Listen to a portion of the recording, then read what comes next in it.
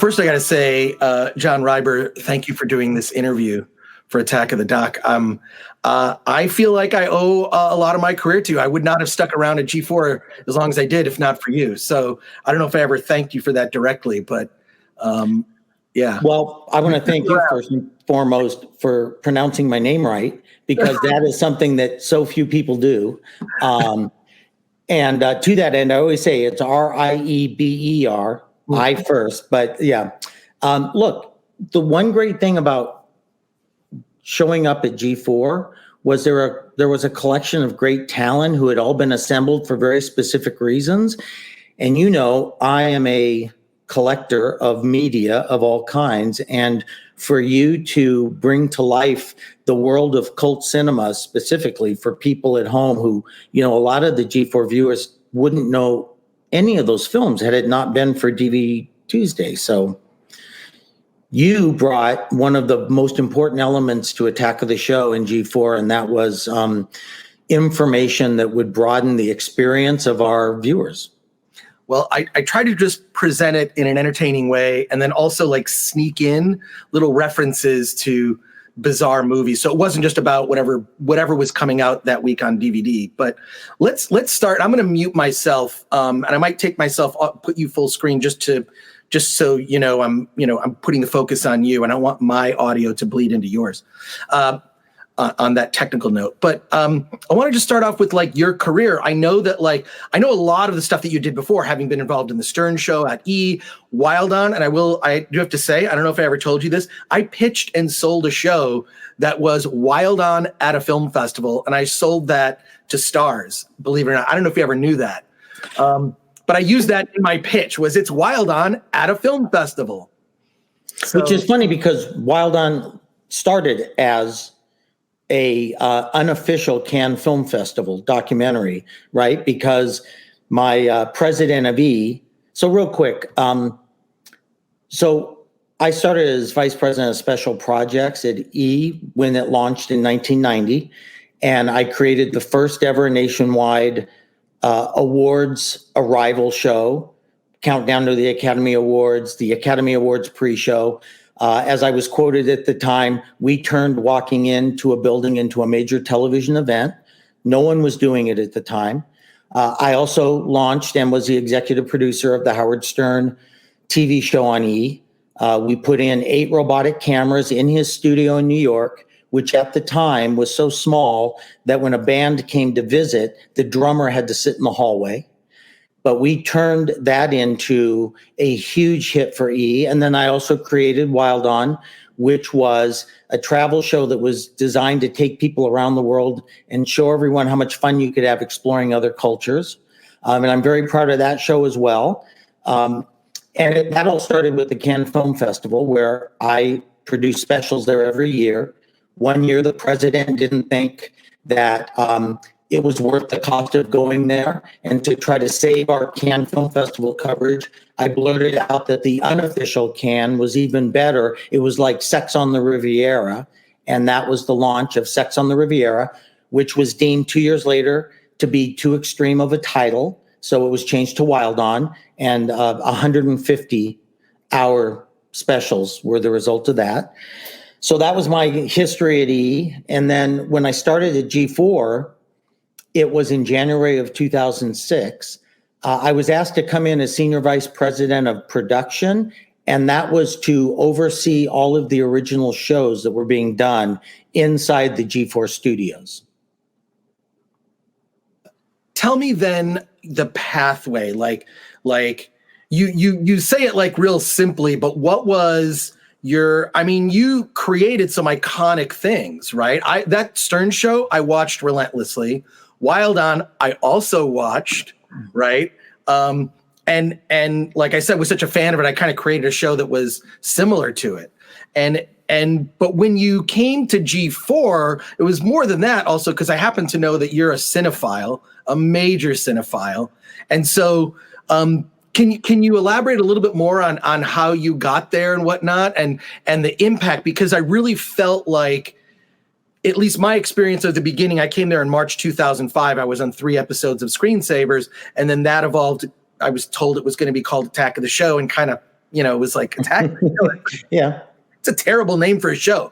But then I felt like the network really came into its own probably around 2007. So your impact from 2006, it was like, okay, we're turning this thing. It still had sort of the screensavers vibe, and it was turning into more of an entertainment show than like how to build your computer, right? Which is more of a YouTube video. Like, tell me how you got there in a little bit more detail, and then like the impact that you had. Cause I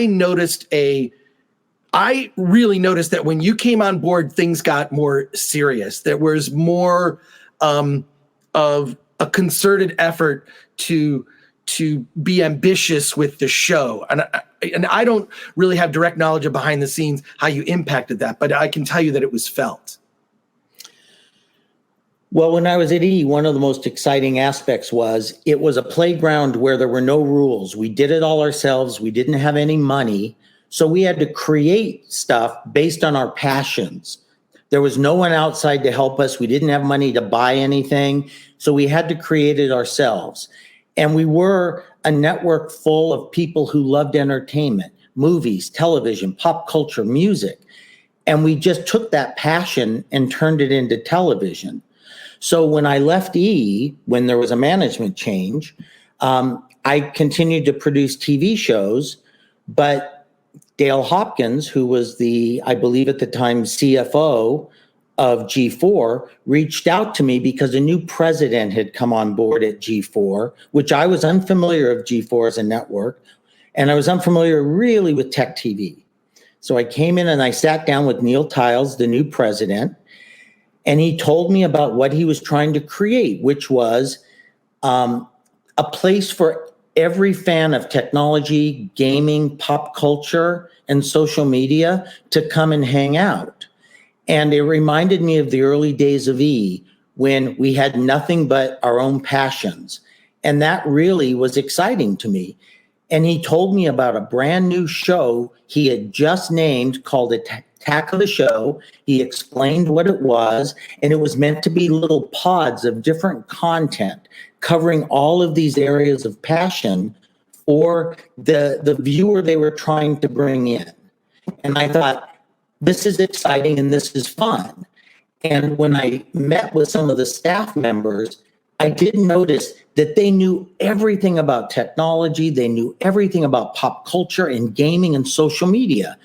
And I felt that what I could bring was a knowledge of how to turn it into television, because it seemed that the creative anarchy that was in the building at the time was actually hurting the shows, not helping. So my job, I felt, was to help take that energy that they had and push it in the right direction and broaden out what G4 and Attack of the Show could be. It's weird. My personal experience of being there is, it was, first of all, it was weird because it became my least paying job in television, because I had worked for FX and Stars and whatever. It was also the most gratifying and the most satisfying, and the only time for me I was able to be myself on camera. I was allowed to be myself rather than some manufactured image or, here's your wardrobe for this or whatever. Like, I could wear whatever t-shirt I wanted within reason. But but also I noticed, and I mean this as a compliment, that it was for a lot of people their very first job in television, with no professional television experience before that. And I feel that was like a blessing and a curse, because one, it meant that they didn't know what they couldn't do, which I thought was great. With the producers that I work with, but it also meant that they were kind of learning on the job. And I thought that actually ended up being a good thing in the long run. And I think that whether a lot of people who work there early realize it or not, it'll probably end up being the best job they ever had in television. And when you look at the early stages of a network, whether it's MTV or Nickelodeon or E or G4, it's always that. And you got to see this documentary called The Orange Years, which I think is on it's on Netflix, and it's about the beginning of Nickelodeon. It's incredible how there's this newness, and it's like a new toy, right? Like, let's try it, or a new car. Let's see what it can do. Let's test the limits. And that's what's so exciting about the early stages of a network. So can you talk about that energy that was there when you came in, and then and sort of trying to harness these people that were very, they were noobs to television. And then additionally, how did Olivia get hired at the network? Because I happen to know in doing interviews that there were other people that tried out for the job. Whitney Cummings was one. So maybe you recall some of the other people who because then if you talk about it, that means I can find footage and or photographs and show it. Great. Cool. Well, as I mentioned in the early days of E, when you don't really have any money to do anything, you let your creativity and your passion take over. And when I arrived at G4, I remember we had a big meeting on the set of the brand new Attack of the Show set that had just been built. And everyone was getting to know it. Everybody was trying to understand what the plan was for this new show that was supposed to encapsulate everything we loved about what G4 and Tech TV had been before, but take it to the next level. And when I came in, my goal was to find out everything that people loved about gaming, technology, pop culture, and help them tell those stories in the best way and reach the most people with that information. And the first thing I felt was a passion that was like obsession. There were people who would get together and argue about whether Transformers would live up to their expectations. Of course, there's the Star Wars, Star Trek, and all those elements. There were things about pop culture, video games. The discussions would go on for hours. People would never go home because at the end of the day, they'd want to play games together. That was the excitement. People hung out. G4 as a network, as a production facility, was also an exclusive club where they could share their passions with like-minded people. So when I got there, I loved that energy. However, when I got there, my first week, the host of Attack of the Show, Sarah Lane, came into my office and said, I don't think I want to do this anymore. I'm kind of burnt out. And I said, okay. Now I come from a television background. So I just said to her, do you have a contract? And she said, well, yeah, but I just don't feel like doing it anymore. I said, okay, well, how about give me enough time to find someone to replace you, and then we'll just get you out of there. So the first thing I did was reach out to a friend of mine who did casting, because G4 had no talent casting, booking people. We just didn't have those resources. So my friend sent me a stack of headshots, and I went through and looked at people I thought fit the bill, had the background. And then he sent a series of, at the time, VHS resume tapes. And one of them, with the name Lisa Munn on it, included a young woman who was shown doing sideline reporting from the University of Oklahoma football games. And as it turns out, that was Olivia Munn, who got her start in a show called, I just want to make sure I get it right, Olivia had just done a show called Beyond the Break in a small role about surfer girls in Hawaii. Other than that, she had no credits whatsoever.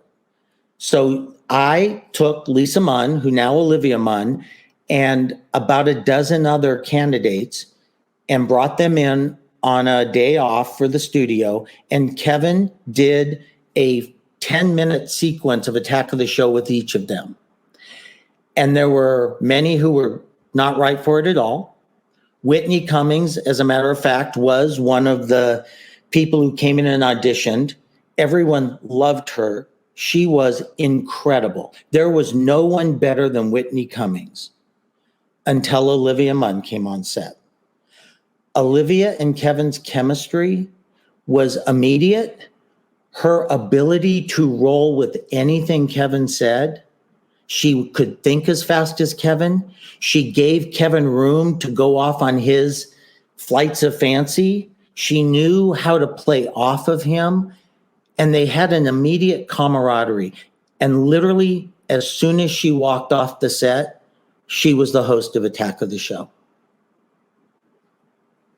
You could not have said it better. That's so awesome. Do you remember who some of the other people who auditioned? I got to be honest. The only one I remember is Whitney Cummings. Somebody else told me there were some others who had some recognizable names. I really don't remember them. Got it. Okay. You know, unfortunately, really the only other one I remember is Layla Cayley, who was not good. She ended up doing reporting work for G4, but as a host, she's the only one I remember with Kevin. So I can't provide much more guidance than that. I will tell you that the thing I remember most is the Lisa Munn videotape that she submitted, and that she was so good in that audition tape that a couple years later, she gave permission for the show to actually air it in its entirety, to show people. And I thought, well, there's so many great things about Olivia, but Olivia knew how to make good TV. And instinctively, she knew that showing that audition tape was going to just show how great she was from day one. Well, I mean, I felt it on the set, because I remember that first week when I had to do my first DVDs with Olivia, and it was like, it was night and day. I mean, she was such a natural talent. A quick question that you may not have the answer to. You weren't around for the naming of Attack of the Show. No. But there is a document that exists that I'm trying to track down. It's sort of like, and the way that I want to play it in the doc is kind of like the origin of Batman, when Bruce Wayne is sitting in his study and a bat flies through the glass window, and he looks at the bat and says, "I shall become a bat." There's a moment where they decided that the name of the show, and there was a whiteboard that actually has what some of the names, and they're terrible. Like, one of the names was Game Time, like just like bad, cheesy names. And Mike Shaw is the one that came up with Attack of the Show. I think he won an iPod for coming up with the name.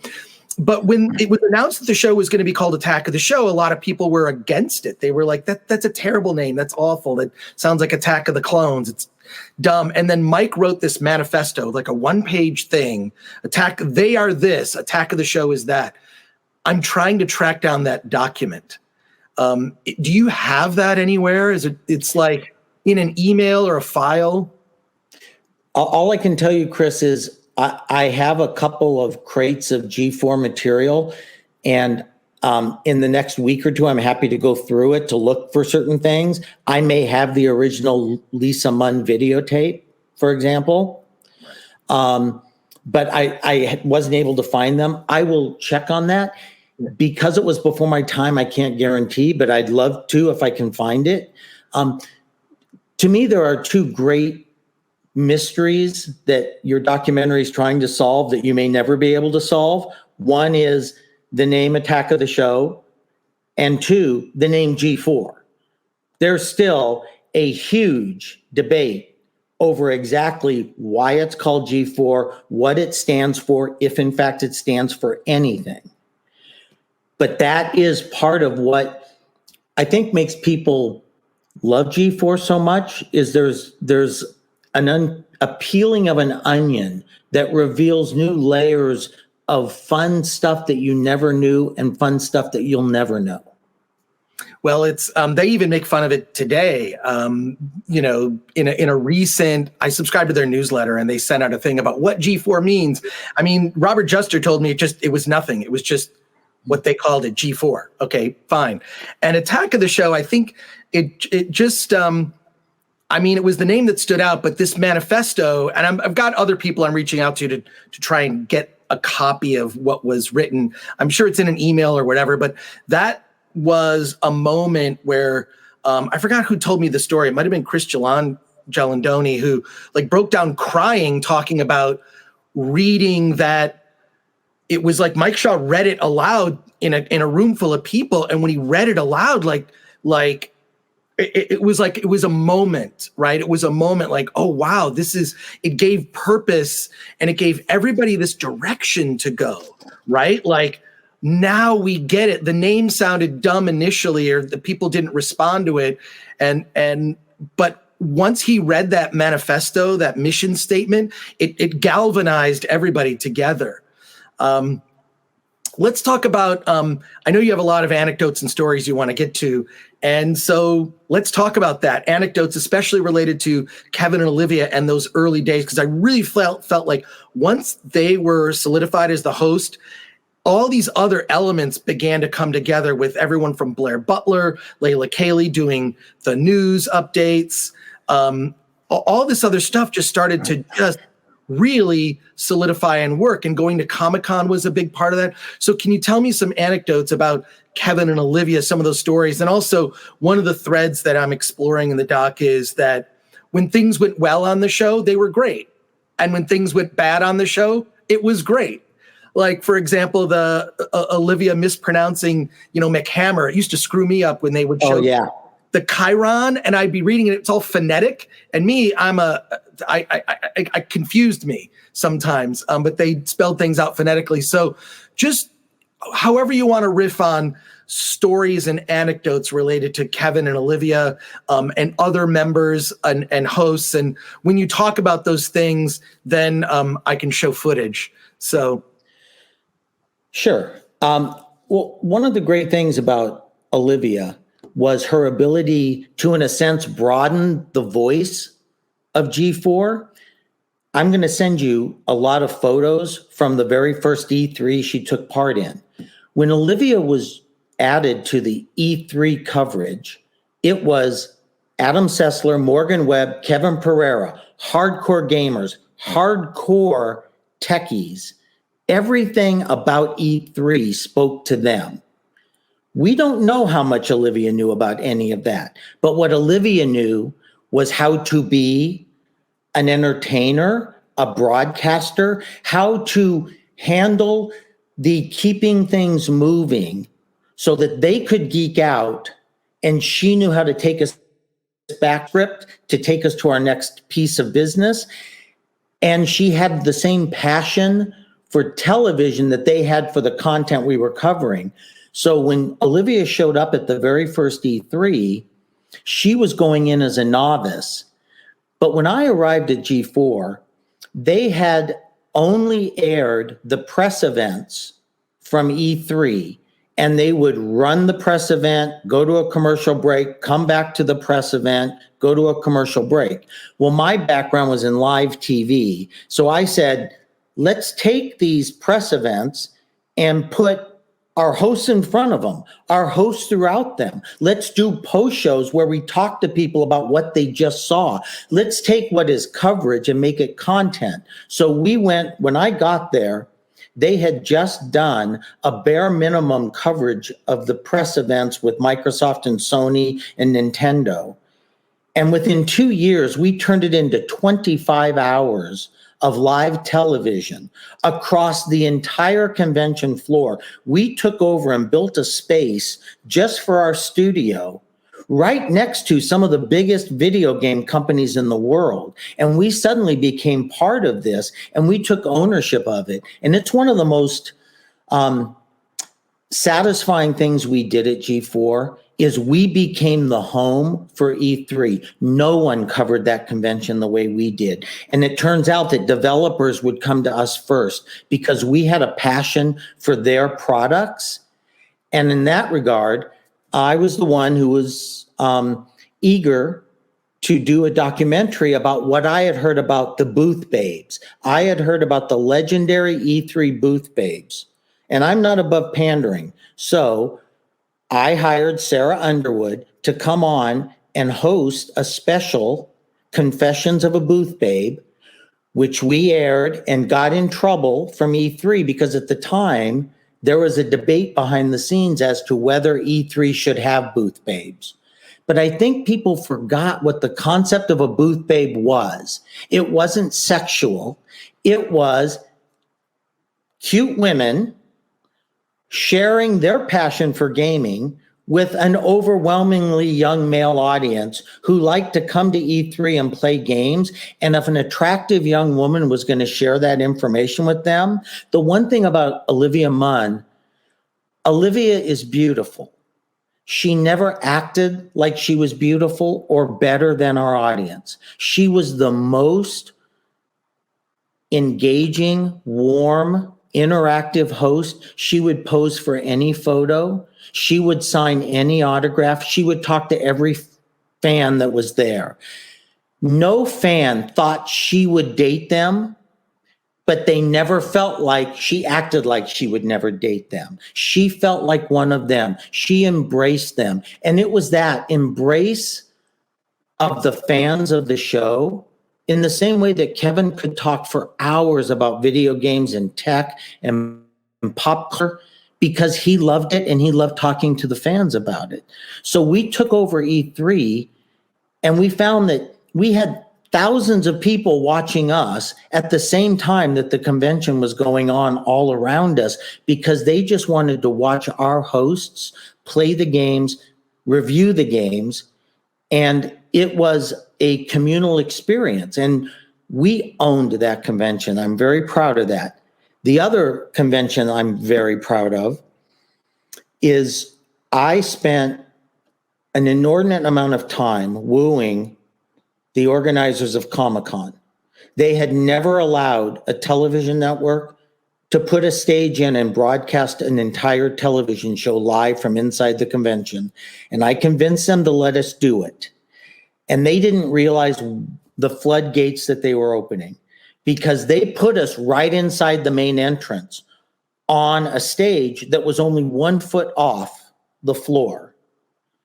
And what they found was thousands of fans refused to move, blocking the entrance because they wanted to watch Attack of the Show live from Comic-Con. It was so successful that the next year they allowed us to build a 2-story stage so that our host could actually be above Comic-Con. And we still clogged up all the aisles because all the fans just wanted to watch Kevin and Olivia. And I have photos of our press events that we held there. When we did signings, you were part of the signings, Kevin, Olivia, Blair Butler, Sarah Underwood, Allison Hayslip. They put us in a part of the signing area just thinking that a few people would come by. It was overwhelming. The next year, they had to move us into our own separate area to sign because our fans literally overwhelmed Comic-Con. And the memory I have most about those events are the people who rushed up to get the photos and the pictures. And Olivia was standing talking to the fans and signing photos. And I was next to her and I looked over and I saw a fan in a wheelchair. And he was trying to hold a box camera under his chin while navigating his wheelchair. He was clearly handicapped. And for him to even try to get close to see her was almost impossible. And I leaned over and I whispered to her that there is a wheelchair fan to my left. And she, without missing a beat, stepped into the crowd, went over to that fan, gave that box camera to someone else, posed for pictures, signed, talked to him. And for that fan, like, that's going to be the highlight of his life.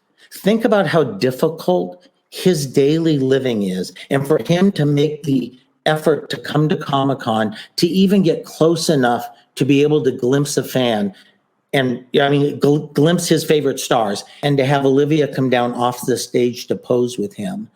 That was the power of what we did there. We talked to the fans. We embraced the fans. We made the fans part of our show. And I'm very proud of what we accomplished at Comic-Con. No one had ever been allowed to broadcast a 4-H hall presentation, and I got permission for the first time ever to do it, and it was the Star Wars presentation. We were the first network to ever do Star Wars convention coverage specials. I went to Lucasfilms and met with them while they were screening the latest Star Wars movie downstairs in rough cut form. We were upstairs getting permission to do those specials. No one had ever had permission to do it before. And that was the power of G4. So when you look at what we accomplished with E3 and Comic-Con and the Star Wars conventions, I mean, it really was amazing what we did in a short period of time to take ownership of this entire space. And that's also why G4 was the fastest growing cable network for 3 years in a row. And we became the second highest rated cable network in the Comcast Entertainment Group, behind only E, which had been on the air for 15 years longer. First of all, you're absolutely correct. And I will say this, that previous to me being a part of G4 in 2005, being a nerd was not cool. I mean, if you had long boxes of comics or shelves filled with video games and action figures, which I'm actually surrounded by in my little recording area here, that was not cool. And what was interesting is that G4 kind of tracked the rise of the nerd, right? From, Iron Man, right? Like coming out in what was 2007. It like all of that, like it was Marvel movies becoming a thing, and nerd culture suddenly became cool. I think that G4 was a part of that. Do you have any perspective about like nerd and geek culture previous to G4 and then post, G4's rise? One of the most interesting parts for me is the concept of nerd. What had been a nerd was Beauty and the Geek, which was a Fox show where they made fun of nerds, all based on Revenge of the Nerds, which was, glasses with a taped lens and guys with cowlicks and pocket protectors, and the girls made fun of them and the guys picked on them and beat them up. It wasn't for me the rise of the nerd. It was the mainstreaming of that culture where nerd and geek stopped being an insult and started being a badge of honor. And I think one reason is we didn't talk about nerds. We didn't talk about geeks. What we talked about was our passion for all of the things that culture embraced already. And we gave them a place to come to where they didn't feel like outcasts. They felt like insiders. But at the same time, we invited everyone in and we helped them understand that this culture is actually at the forefront for everything that you're going to want to know about later. I remember sitting my first year at Comic-Con, and Gavin Purcell, the executive producer of Attack of the Show, was playing around at the table with a new thing called Twitter. And he was tweeting someone else at the table. And they were just playing with it as something they thought was kind of fun.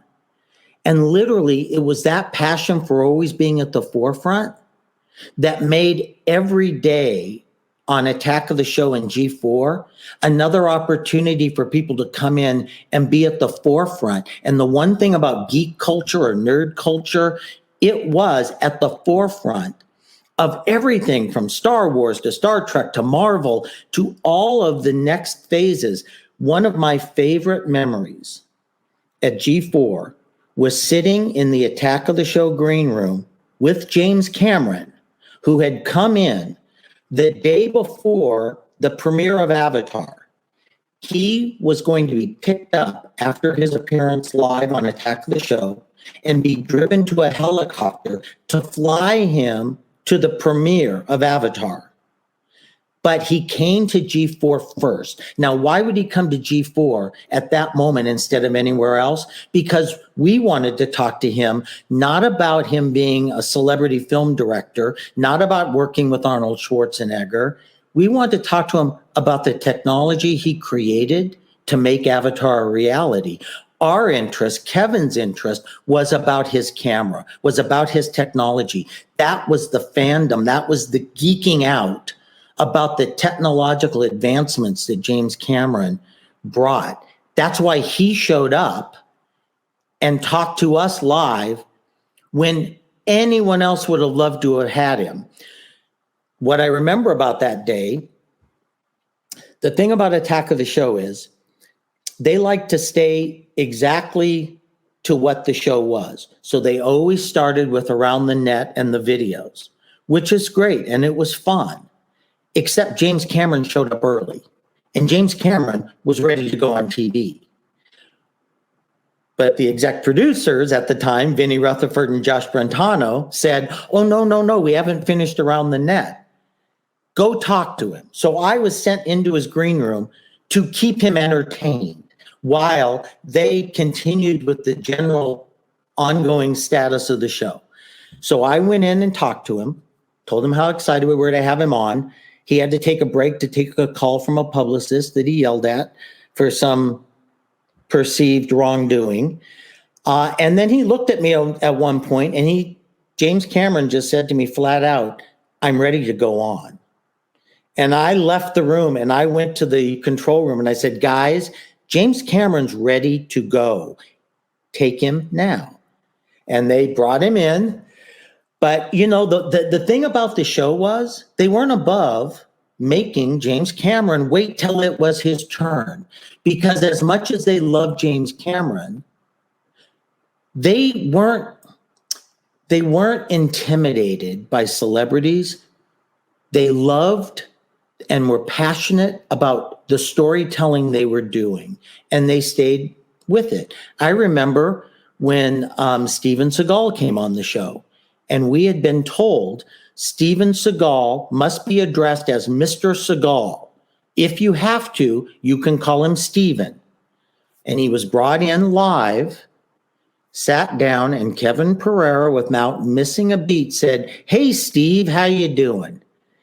And live on the show, Steven Seagal blanched for just a moment, and then he just smiled and said, you know, he knew what he was in for. Don't pull your Hollywood stuff when you're coming on a show with Kevin Pereira, because it just didn't fly. And that's what made us stand it out. We didn't pander. We didn't, look, the things that we were passionate about on G4 were things that fit with everything the network stood for. We were passionate about technology. We were passionate about pop culture, gaming. When we took Attack of the Show to Tokyo, Kevin and Olivia explored that city through the lens of what would any Attack of the Show fan want to see. So, of course, we went out to the Ninja Warrior set, which is where they were filming a new series of what was then referred to in Japan as Sasuke. We called it Ninja Warrior throughout the rest of the world. And both Kevin and Olivia ran the course. So I have photos of Olivia at the starting gate running the Ninja Warrior course. I have a picture of her and I standing in front of it, holding the Sasuke schedule in front of us. And I have a picture from the ground of Kevin and Olivia up at the very top of the Mount Midoriyama Tower doing their stand-ups. They had to be cabled in going up there. They had to walk up the steps. It was 4 stories high. They had to be cabled in while they went up there to do their stand-ups. And you know what? Both Kevin and Olivia ran the course, and they both embraced the energy and excitement of what it was to be there. And for Olivia, she fell in the water and she just got out and said, well, at least I ran the Ninja Warrior course. And for Kevin, we took him to a sumo wrestling training school where he got to dress like a sumo, go to battle against another sumo, and then afterwards he and Olivia were taken inside the school and fed a traditional lunch by those sumo wrestlers. And I don't know how many people know that when Kevin arrived to do this, he was taken into a back room to dress in the traditional sumo wrestler outfit. And they told him first to take a shower. So he went in behind a curtain and took a shower. And when he opened the curtain up, there was someone standing there as he was buck naked with his sumo outfit. And he just looked at him and thought, well, if you're not embarrassed, neither am I. And they dressed him in his sumo outfit. He went up against another sumo wrestler. And afterwards, that wrestler went up to him and said, you know, we have a lot of hosts and on-air talent come by here to do stories with us. They said, no one ever battled us the way you did, Kevin. You actually came into the ring as if you wanted to compete, and they were very proud of Kevin. Hilarious story. Now I know, obviously, the origin behind that footage that ended up being in the title sequence.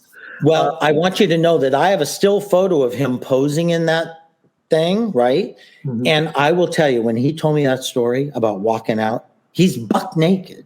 And the guy's just standing there holding his thing. He's like, And you know, what's also fascinating is Olivia was one of the only women allowed inside that school, and she was not allowed inside the ring. Women are not allowed to step foot inside the training ring. But she was allowed inside to be able to take part in the lunch that they put on. So two quick things. Sure. One, and more anecdotes like this are great because, like, we have, like, I mean, I interviewed John Gardner, who filmed when Olivia jumped in the pie, right? Like, mm-hmm. I have that covered like the Zapruder film. You know, it's like we've got like all different people telling that story, but I'm looking for more anecdotes about specific things that happened on the show, because then it's an excuse for me to show that footage and then get a perspective outside. And the mm-hmm. second thing you brought up that I was going to ask about, which is, and this is really weird. So a couple of years ago, this is like 2019, I'm at some party for Amazon Studios, and Jack Quaid is there. And he comes up to me, Jack Quaid from The Boys, right? If you've seen that show on Amazon. Yeah. He comes up to me and goes, "Oh, dude, Attack of the Show. What's he goes, I used to watch that show when I was a kid."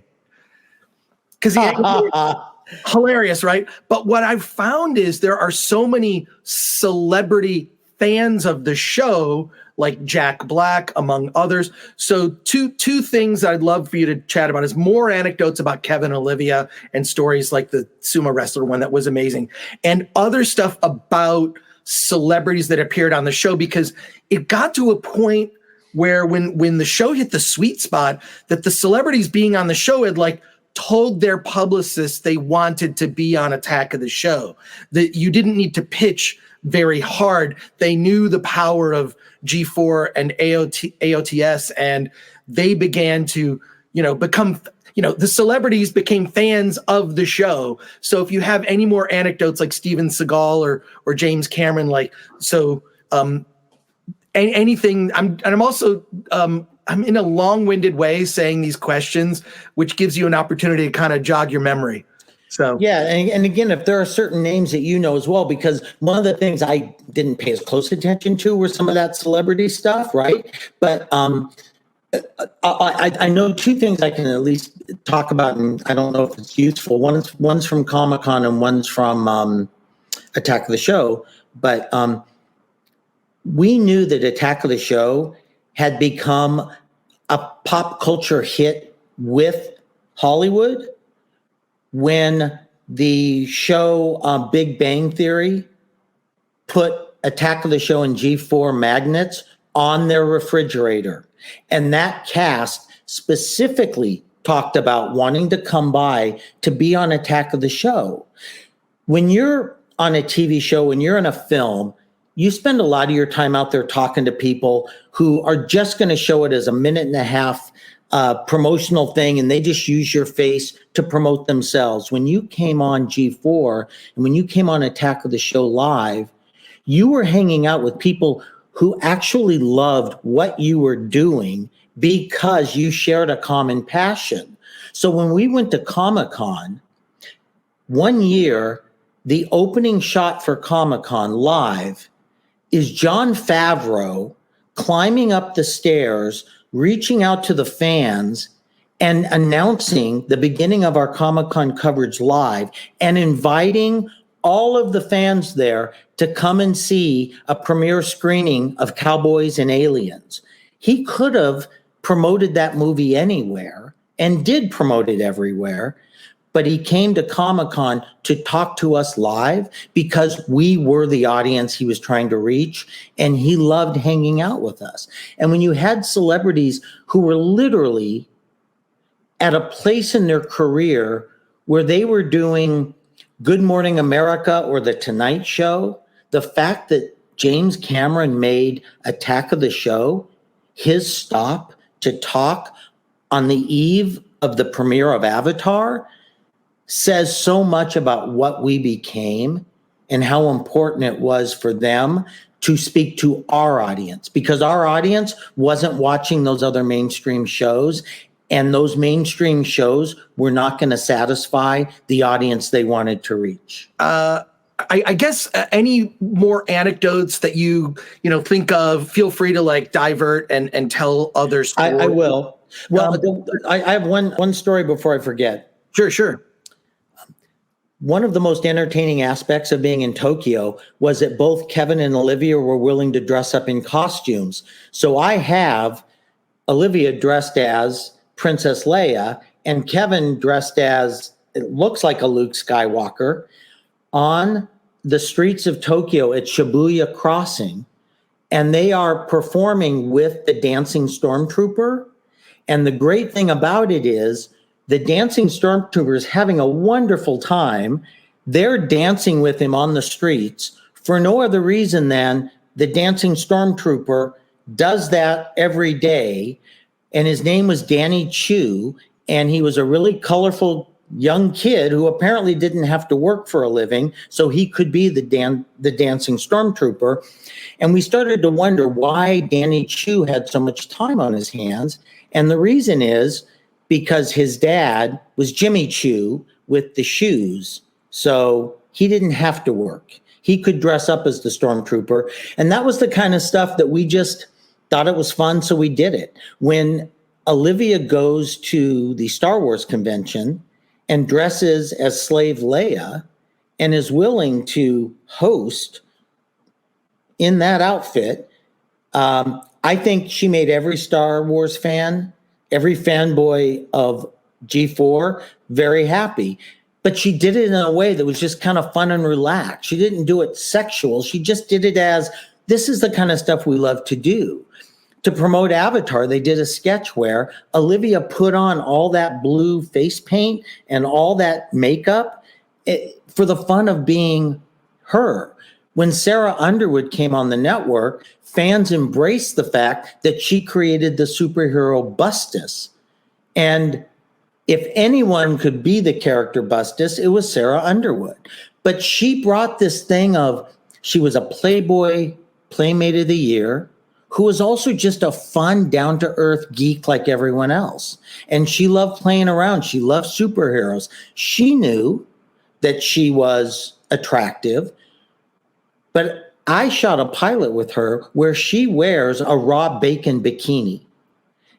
And she's willing to have fun with herself and make fun of herself and be a goofball because she knew that our fans loved her being herself. And one of the great things about G4 that I tried to bring from the very beginning is just be yourself. If you make a mistake, don't stop, just laugh it off. Sarah Underwood, when she first started live, she wasn't comfortable being live. So I told her, who cares? Read the teleprompter, but put it in your own words. Don't get stuck on the word the or an, or if you make a mistake, just go, well, that didn't go well, and just move on. No one cares. But more importantly, it endears you to the audience at home because you're not trying to be a mannequin. No one wants to watch a professional host that is so manicured and fake that there's no realism there. Just be yourself, share your passion, be who you are, and everyone will embrace it. You say that so casually, but it's why to today, my experience at G4 was the best television experience I ever had.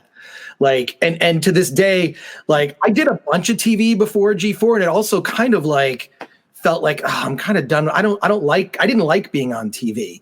And it was Gavin Purcell who interviewed me for National Enquirer Television, who just brought me in and offered me the job. No audition, anything. He said, I want you to be our movie guy for the segment DV Tuesday. And I was reluctant saying, because I had just worked for IFC, which was not the best experience. They wanted to hip me up and make me cool and focus tested constantly stuff. And I just did not like that kind of prodding, right? So everything that you just said is exactly why it was the best experience. Like it was, we were allowed to fail. We were allowed to make mistakes, allowed to be ourselves. And that's such a that's why I think that YouTube is so popular today. It's because of the fact that the YouTube personalities that are the most successful are the ones that are, they're just who they are to their audiences. So you say that like it's a simple comment. I'm telling you, it's a big thing. Two things I want to ask about kind of planting seeds. And then I want to come back to some other stuff. And then let me know like when you're feeling like, hey, we need to wrap it up. Fine. Okay, good. So I could bore you forever. Trust me. Oh no, are you kidding? I could keep doing. I want to talk about the legacy of G4 because I think it does leave a legacy. I feel like the network was so pioneering, people don't appreciate it. And I think through this documentary, I want to, show them that it was groundbreaking for its time. I think kind of the legacy it led, because I was not someone who aspired initially to be on television. Morgan Webb, she was the chat girl, right? Like Blair Butler was a writer. She didn't care. Many of the people who ended up being on camera at G4 didn't aspire to be that, right, initially. And they just had a passion for whatever it was, comic books, movies, whatever, video games, to just then take that part of their personality and put it front and center. What's interesting is that I think, and I'm not trying to put words in your mouth, whatever you have to say about this, I think the legacy of G4 is the rise of YouTube. YouTube basically, in my opinion, has kind of replaced what G4 was in the sense that it's people talking about their passions to an engaged audience in a way that's very authentic. So maybe you have some perspective on what the legacy is, because I do believe that there's the nerd geek world before G4 and then after, and there definitely is, whether people even know it or not, there's a legacy that's been left. There's an influence that continues, in my opinion, to reverberate. I would argue that it's YouTube that kind of, because YouTube wasn't even really, you couldn't upload clips longer than 10 minutes. Now, anyways, whatever thoughts you have on the legacy of G4, this will be at the end of the film. Sure. The most important thing about the legacy of G4, it was not cops or cheaters. For those who were passionate in their hatred of those two shows, they were already on the air when I arrived in 2006. It was mandated by the mega conglomerate that owned G4. There was a fear that just talking to the core audience was not going to succeed. So shows like Cops and Cheaters were forced upon us in order to drive a rating up in their mind. We fought forever about that. At one point, Neil Tiles, the president, proposed doing Attack of the Show in the Sports Center style. So they would air for 4 hours in prime time, live, always updating, always renewing, always having its own individual personality live. And it was shot down because the mega conglomerate felt that wouldn't work, that we couldn't super serve an audience. And that was frustrating to us because we were the fastest growing cable networks in a row. We did take it to profitability. We did what we set out to do. And the mega conglomerate that owned us never fully appreciated it or really understood it. The legacy of G4 is that we reached out to an audience that didn't have any place to go and gave them a place to come to. If they went to mainstream TV, they were treated as idiots, geeks, nerds. Movies made fun of them. We were a place to hang out to talk about everything you all loved, and we gave them the opportunity to do that all in one place. And if you look at networks or streaming services or the YouTubes of the world trying to do it now, no one encapsulated it in the professional way that we did. We took something that was meant to be loose and crazy and with no shape or form and turned it into a very well-presented passion pit. We gave people a place to hang out, have fun, talk about what they loved. There were no rules. There were no do's and don'ts. It was all about talk about what you love. And if you really love it, fight for it. Be passionate about it. We went to E3 in a way that no network or streaming service has really done since. Comic-Con was attempted by Sci-Fi the year after G4 went off the air, and it was a debacle because they didn't understand what Comic-Con was. We created content for fans who really knew that Kevin, Olivia, Morgan, Adam loved and were as passionate about the content as they were.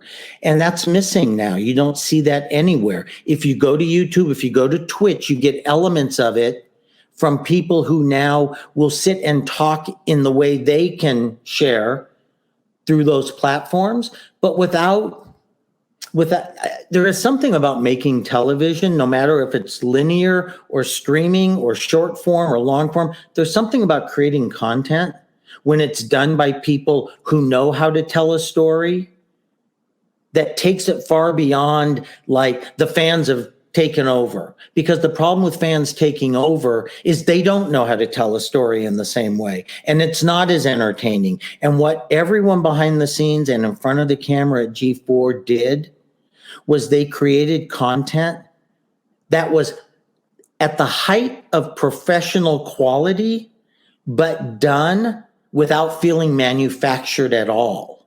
It felt natural, even though it was planned. When I launched the Howard Stern show on TV, he had already been doing his show, of course, for years and years. People would say to me, are those things really going on in the studio, or is he just making it up? Well, we know now, once the cameras were turned on, that every single thing he said was happening was happening. But what we also know is that it was meticulously planned. Howard just didn't wake up at 6 a.m. and just start talking off the top of his head. Everything was planned. So when you do 25 hours of live E3 coverage, we just didn't turn the cameras on and hope something happened. It was meticulously planned by professionals without having it feel manufactured. We went to Comic-Con as passionate about being there as an attendee or a viewer at home was, but we wrapped it up in a way that really like made it of the highest quality. And I think that's missing today. I think what you see on a lot of the services that have followed is they haven't been able to give the coverage, that insight, perspective, and professional quality that G4 had. I agree. I think that so much of G4, and this is why I think that the fandom rose so quickly around G4, there were so many fans, is because it was the kind of conversations you'd have among fans. I remember used to be a Laserdisc store down the street in Pasadena on Green Street. And I'd go there and there's a guy I'm still friends with. We would have these passionate conversations about movies, right? To the point where customers that had already checked out wouldn't leave. They'd just stand around and watch our conversation. And that's what I felt about G4 is like, oh, these are the types of people I could just have conversations with about whether it's games or movies or whatnot, like that's I think was the appeal is like, oh, I can chat with these people about all this stuff. I want to segue into talking about the end of G4 and the circumstances under which it ended. Oh, yeah. Can I just do one more anecdote? If you don't want to use it, don't use it. I'm going to mute myself. The first time I knew that Attack of the Show was going to be something much bigger than even we had anticipated was when we took the show to Las Vegas for a week of shows live. And we were in a casino resort on the outskirts of town with Las Vegas in the background. And Kevin, Olivia, Zach Selwyn were all there. Layla Kaylee was there. We took them out the night before and filmed a bunch of promos with them as if driving into Las Vegas in a convertible, which was really fun. And then they showed up on the set and it was 100 degrees out. We had 100 extras who couldn't believe that they were hanging out with Kevin and Olivia. at the point when you bring your talent into a public setting and it's pandemonium, it's Beatlemania, you know you've arrived. And I saw it for the first time, 2007 in Las Vegas. And I did mention it was 100 degrees. We were live, and the resort would not allow us to bring in any outside food or water for all the extras who were outside in 100-degree weather for several hours. They forced us to buy the water from them. So our water bill for going live in Las Vegas for 5 days was $6,000 just for water. Now, you want to talk about the end of G4? Yeah, like I know we had like a private discussion over lunch about it. I don't know how much you can go into from that discussion. You had some really good insights, I recall, about what they replaced G4 with, which I don't even know is even still on. Was it the GQ channel or whatever? Esquire was a spectacular failure. It barely lasted 2 years. Look, yeah. I know you want this to be a love letter and a fun, relaxed thing, so I won't get into too much detail, but I have been thinking a lot about how I could maybe articulate the ending. So how can you articulate, like, so that the fans will understand? Because really, I don't think that there was any real conspiracy it's just typical corporate making a decision because they didn't understand something. I mean, I think the reason that the Star Wars sequels were such a failure now, whatever you think of those movies, I think looking at all three of the sequels was a failure because Kathleen Kennedy didn't understand Star Wars. And I feel that somewhere in that corporate chain, someone did not understand G4 or the value of it or how far ahead of its time it was or how it could be capitalized upon. So now, obviously, I'm just trying to set you up to like a way you can express that will give a explanation. Sure. Yeah. As it comes to the end of G4, there's a great saying, there's three sides to every story. There's yours, there's mine, and there's the cold, hard truth. So the fact is, many people may have a different memory of exactly what happened and what the truth is for how it ended. But to paraphrase Hamilton, I was in the room where it happened. I saw it all. I was the executive vice president of content for G4, and my boss was passionate about G4 as a brand. We had built the network to be the fastest growing cable network on TV, the second most popular cable network in the Comcast cable family, and then Comcast bought NBC Universal. And as part of that potential merger, Comcast had to make some concessions to get the deal to go through, which included making sure that they opened up their cable channels to a more diverse series of voices. There was no conspiracy against G4. It was a simple business decision. Comcast had just bought NBC Universal. All of the cable networks from both companies got combined together into one big group. And the person that was put in charge of that group didn't like G4. Within a month, the president, my boss, was gone. I stayed one more year as they clearly planned to wind down G4 and replace it with a channel they thought was the channel that men wanted, which was Esquire Network. G4 went away. Esquire Network was launched. Esquire Network did not last very long, and they just moved on. It was a business decision that sadly was based on us losing our champions. When you don't have a champion at the highest levels of the corporate culture, The end result is you're not respected or appreciated for everything you achieved. The numbers were there, the profit was there, the growth was there. The champion was no longer there.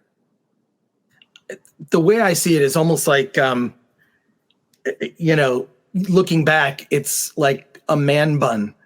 Maybe it was something that was popular at the time, but you might see a photo of someone in a man bun and think, that's a terrible decision. How could you have done that? And that's the way I look at, well, that joke landed pretty hard. But, no, I know. I'm just saying that, like, because I remember it was just like, oh, like they're just doing this sort of man, network, or what they thought a manly network could be. And it just, I remember looking and just saying, what is this? And it was a network designed to suggest that every young guy wanted to grow up to be Ryan Seacrest.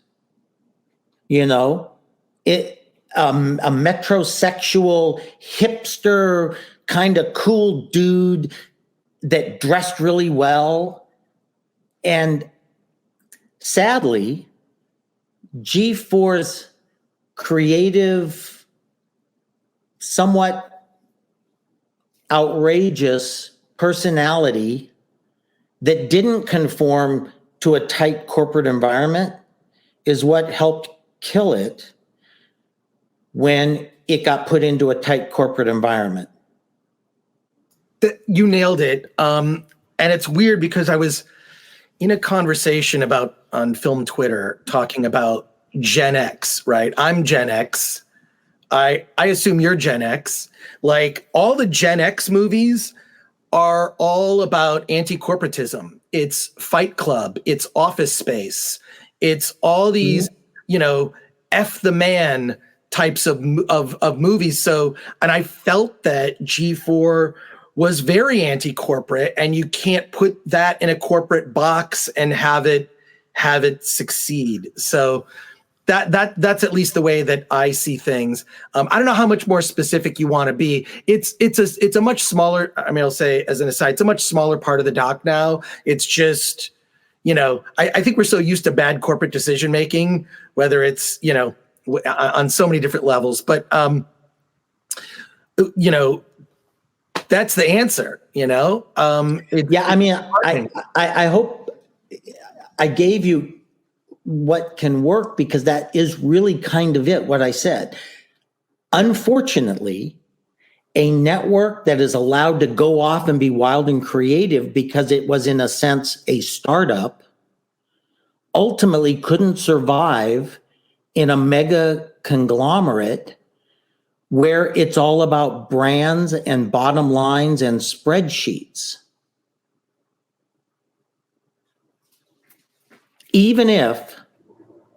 I'll say, the fact that G4 was profitable, the fastest growing cable network for 3 years in a row, and we had iconic brands like Ninja Warrior, Attack of the Show, X-Play, our Comic-Con coverage, our E3 coverage, our Consumer Electronics Show coverage. No one was doing this. We owned it. These are brands, and these are franchises that make a network huge. It made us canceled. Wow, you really could not have said it better. John, I'm looking at my questions, and your answers are so concise and dead on. It's like you really know how to do a documentary interview. I don't have to pull anything out of you. But I want to talk about, if you have any perspective on how fandom has changed since before G4 and where we are now. And what I've noticed, and this is disheartening to recognize, is that there's, the culture's become very divided, today. It's just, there are clear divisions, whether it's political, whether it's about Marvel or Star Wars movies. And I'm just shocked because I never remember this being a thing. I could care less whether you have a different perspective on who your favorite Batman is. I actually honestly love an opposing opinion because I feel like I learned something. Why do you think Adam West is the best? What?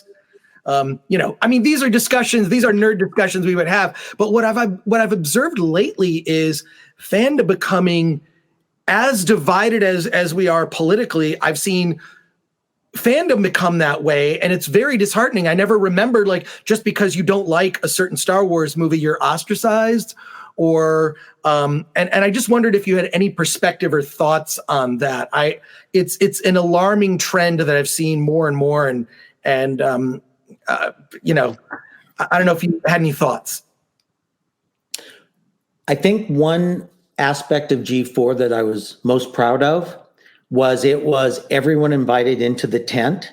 And by that, you could bring Star Trek fans and Star Wars fans, and they could sit down and have a meal together.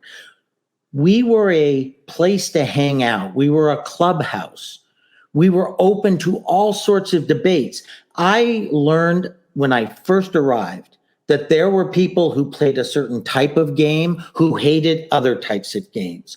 There were debates about how much coverage could you give specific games without alienating fans of the other games. And what we realized was you don't have to play Super Mario. We're going to show you why other people do play. And then maybe they'll want to hang around while you talk about the passion you have. Let's talk about Star Wars. Let's talk about Star Trek. Let's talk about the things that were different and the same.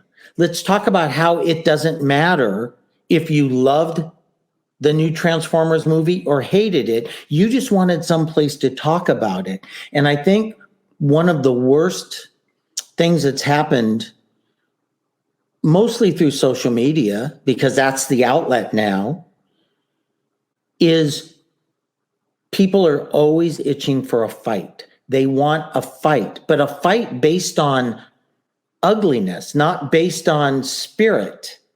So what would happen is, in the G4 day, we would embrace the difference of opinion and have fun with it. Now it's name calling. And if you don't agree with me, I don't even want you in my room. So the clubhouse has been closed off. And as a result, people go where they want just to hear one thing. And they never hear the other point of view. And in the place that they go to just hear that one thing, they hear hatred and divisiveness towards the people who don't agree with them. And everybody has a point of view. We used to have fun with it. Now it's used as a sledgehammer to hurt the other side. I agree with you 100%. It's disheartening when I've seen arguments amongst people, mostly on social media, about that. Like, it's just like, wait a second, what? We're just talking about Christian Bale versus Ben Affleck Batman. I like them both, but that's what I think G4 was so good at, is celebrating the discussion, but it wasn't about ruining another person. You know what I mean? It was I don't know. God. So, you have more thoughts? When G4 was on the air, it was a place that invited everyone in, and all viewpoints were welcome. Remember, we used to run Twitter feeds live during the show so people could be part of it. We had a dozen monitors where people were part of an extended audience who, Kevin and Olivia, would stop the show down if they saw something interesting and would talk to people about it. They would engage the audience. You felt you could have a conversation, but you were being asked by people who weren't trying to start a fight. They were trying to get more perspective. You could give your point of view, right? Was Cesar Romero the misunderstood Joker, right? You could have a fun. Did it have to be mean-spirited? Could it be fun? Could you make fun of the people that liked Adam West or Michael Keaton or Ben Affleck or George Clooney, heaven forbid, right? Or did you have to attack them for not sharing your point of view? That was never G4. G4 was never combative. It was always spirited. John, so well said. I'm blown away. Well, a couple things. One, I'm looking at my questions, and it looks like I covered pretty much everything of what I sent. I guess what I would ask, is there anything I didn't ask that you feel it's important to add? And not only that, this doesn't have to be our only interview. I'll be running rough cuts by you once we get it in that form that you can look at it. Is there anything I didn't cover that you feel is important to add, or maybe elaborate maybe on some of the media that you have, or just anything that you want to say that I didn't ask about? Well, again, I'm sending you, I think upwards of like 50 photographs. I have a lot of photographs of Olivia's first E3 with the whole team, right? I have photographs from Tokyo. I have photographs from Las Vegas. I mean, I mentioned things like driving the car in because I have that photograph of them all in the car and stuff like that. And I tried to only focus on those things that I knew I could at least provide some stills for if you chose to use anything at all. The only other thing I think maybe I'll just make a reference to is the fact, if you don't mind, I think one of the things people misunderstood in the early days about G4 and Attack of the Show was the relationship between men and women. Everyone knows that Olivia jumped into a chocolate cream pie wearing a French maid's outfit, and they see that and they think, oh, you were sexualizing Olivia. Well, you could make that case, except Kevin did the same thing, right? It ended in a punchline. When Olivia did the dangling hot dog, it was goofy, and it was something that people would say, oh my God, I can't believe they did that. But she was an empowered woman. All of our female talent were empowered, intelligent women, okay? If they were sexy at times, it was because they enjoyed having that sense of fun. I have a photo of me with Candace and Sarah, and they're putting their arms around me. Those are arms that are covered with oatmeal because they had just done an oatmeal wrestling bit live on the show. Could you say it was demeaning to them? Well, you could say that about anything. The fact is, they loved it because they had fun with it. We had fun with it. Sarah was bustus because it was funny. Was it sexy? Sure. Sarah wore a bikini made out of bacon because it was funny and she was comfortable wearing bikinis. There was a sense there that we could not have to be so afraid to offend, because if you guys understood, that's part of what G4 was. It was just like, don't get so uptight.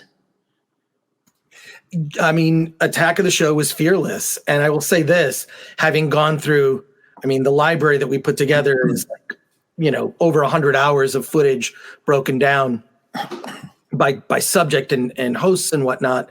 And I'm looking at this, and I'm even looking at stuff that I did, and I'm going, oh, wow.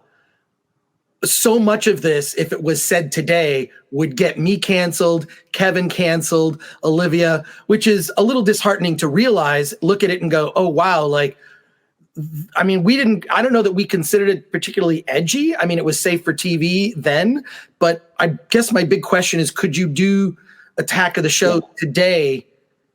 Could you do those things today?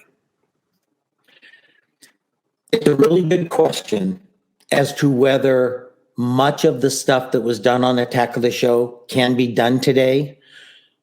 Would you see two female hosts wrestling in oatmeal? Would you see your female host trying to eat a hot dog that's dangling from a rope? Probably not. Does that mean what we did was wrong? No. Does it mean that maybe people are just too uptight today about offending anyone when no one was offended? We weren't trying to offend, and that's a big differentiation.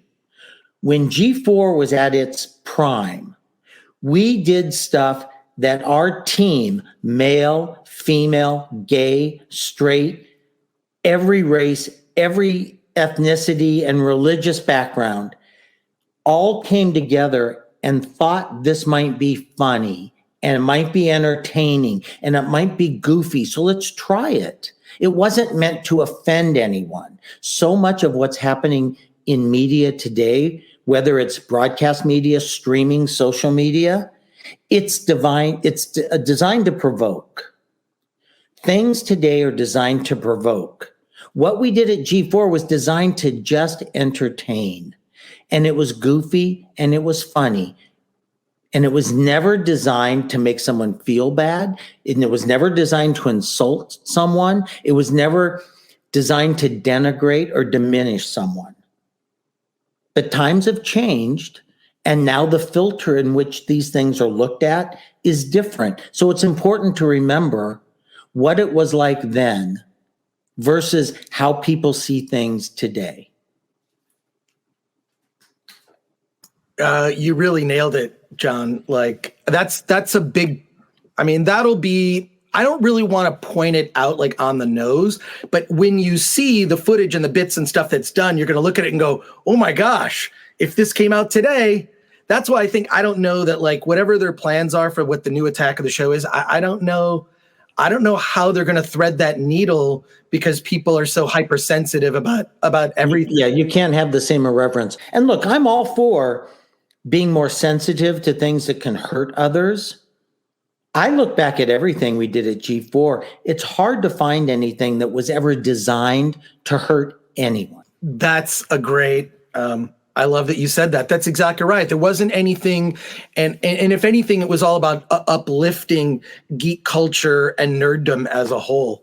I'm not, if there's nothing else that, like, you think you want to add, I feel like I have everything. No, I'm good. Again, knowing I had a certain number of pictures and stuff, I went towards certain anecdotes in case you wanted them because I had photos to cover it. I have a lot of stuff that I keep throughout my entire career in a storage locker. You know, we always talk about throwing stuff out, and then I'll say to my wife, do we need the 1997 Cannes Film Festival production book? And we go, yeah, let's keep it just, in case, right? But I'll tell you, I did the first ever TV interview with Cameron Diaz at the Cannes Film Festival for The Mask. That was her first movie. I did the first TV interview with Quentin Tarantino at the Cannes Film Festival for Reservoir Dogs. I did the first US TV interview with Baz Luhrmann for Strictly Ballroom. I did the first US TV interview with Lars von Trier. So, like, those things I keep because, they matter to me and I'm very proud of them. So I look at the G4 material that we did and I'm proud of it. My point being, knowing your timeline, I know is very quick in some regards. I will be going back there and I will specifically look just for G4 material I've set aside. And if I can come across some of the stuff you're looking for or anything else I think you may find value in, I will send it to you. And again, if you choose to use the anecdote about Olivia's, audition, and I think I will be able to, if I find the Lisa Munn audition tape, right? Like, I can't give you what's on it because I don't own what's on it. I own the tape that was given to me.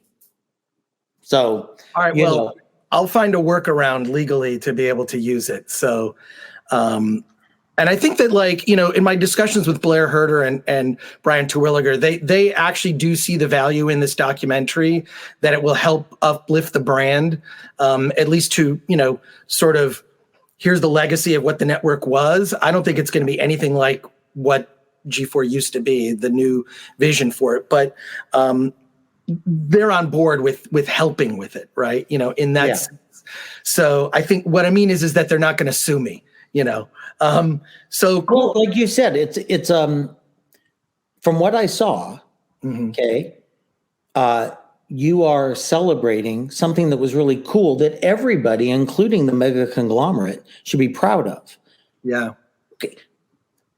I think it's important for people to realize how expensive television is to make, doing a live daily hour, doing a daily show all about video games, these have no shelf life. So you're putting a huge amount of money out. So I think it's important for people to remember that the owners of G4 funded all of this rebellious activity because they did believe in G4. It's important to remind people there's no villain when you were bankrolled for a decade to try to create a place for people to come to. Sadly, we were never enough of a spotlight to keep that funding going, but funded we were. And I'll just tell you, you're probably not going to use it, but I always say the story about our coverage at Comic-Con. Our 4th hour of live coverage at Comic-Con was free. Our 3rd hour was $10,000. Our 2nd hour was $50,000.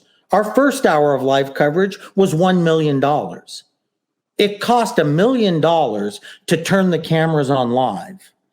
Every hour you stayed on just kind of lowered your overall cost per hour.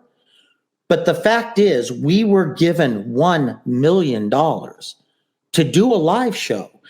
So our owners deserve credit for believing in us, and our owners gave us credit for bringing in sponsors who suddenly realized that we were going to deliver an audience that they could not reach. G4 reached an audience that no one else knew how to get. John, you said it all. This is great. This is going to I mean, we've already got I've got so much good material. And look, this documentary is going to come out, and I'll be in there for 4 seconds saying, I worked there, and it'll be right. So it doesn't matter to me. It doesn't matter to me. The fact is, I think I told you, not for this documentary, but just in general, I wanted you to know that it hurts a little bit to see not comments directed at me, but comments directed at the management of G4, like we were ruining it by putting on cops and cheaters. If they only knew, Neil fought to get it taken off. They would not let us take it off. They sent us in directions that were stupid and a waste of time and a waste of money. Neil wanted to supersize, right? We fought. But on the flip side, millions and millions of dollars for live programming that had little residual value because live programming never does. And we got that as well. The things that we did, literally millions of dollars for live shows that no one else was doing. And if anything, we give credit to the owners of the network for having the faith in us to give us that much money on something that was either going to pay off or not. There was no other option. Well, I think that once you see how we're approaching other aspects of the film, you're going to be, I think you're really going to be tickled. One of the things we're doing, I'll just let slip, is I have this relationship with Second Life. I don't know if you know what Second Life is. Where it's, okay, so I know the people who run the company, and we do events in there with Film Threat. They actually built a movie theater for Film Threat in Second Life. We're rebuilding the set of Attack of the Show in Second Life with avatars for Kevin and Olivia, and they're aspects where it's well, I can tell this part of the story with photos, this part of the story with video, and there are other parts of the story I don't have footage to complement. Yes. So we're doing machinima of Attack of the Show in Second Life, which is so G4 because that's fantastic. So we're also doing animation and all kinds of graphic stuff. It's and God, the composer that we hired worked on The Mandalorian. So the score that we have, I think, is really gonna. My goal ultimately is to make people who used to work at G4. I don't know if the audience will feel this way, but people who used to work at G4, I'm hoping some of them do cry. I'm going to be honest. Like, that's kind of my goal, is to really get, really just tug on people's emotions about that era, because it was a magical time. I just don't think we knew it when we were in it, right? Like, it's with retrospect and time, and you see, I mean, G4 ended at the end of 2012, kind of went into 2013. And that's when I think the world started to get ugly, because that's when, if you watch the movie, The Social Dilemma, which is on Netflix, yeah, I interviewed the director of that, and that's when they started using algorithms on Facebook and Twitter. That's when the algorithm thing and sort of curating the feed and amplifying divisiveness between people, and like, that's when that happened, and that was post G4 leaving. So anyways, that is a small thread, if anything, about the divide in fandom, and my hope is remind people of the time when it was more together. So, and I love that you're doing a celebratory look at G4, but we all had days that weren't as successful. Right. When we first got folded into the Comcast Entertainment Group, it was decided that they could do all of our live programming, which resulted in a very unpleasant incident during the live E3 coverage, where the wrong tape was shown, where we went to commercial break instead of doing the live announcement of a new game. And a lot of people didn't understand why that happened. It happened because outside forces did not understand the knowledge you need to have in order to tell this kind of story. We had it, outsiders didn't. I will say that after that very unpleasant experience, they quickly decided to let G4 be G4 and let G4 do its own thing. So at least people listened. And I have to say, I'll just keep saying it too, is some of the younger staff only understood what an incredible creative environment G4 was after it went off the air and they went somewhere else. And then they realized we had magic. We didn't have a lot of money, but we had magic. We had passion. We had creative freedom. We had an environment where people respected each other, bounced ideas off each other, challenged each other to come up with the best possible content. And it's only after that is gone when you say to yourself, oh, when they told me how good we had it, I wish I'd realized it more. I'll say this, I realized it then because I had a lot of other from the late 90s, working at FX, IFC, Stars, like a bunch of different networks. I had that experience. And then by the time I got to G4, it just was the best one, because it was like, where you're friends with people outside of work. And it's just like, I don't know, it was just so many memories of going to, that cheesy, sports bar down the street.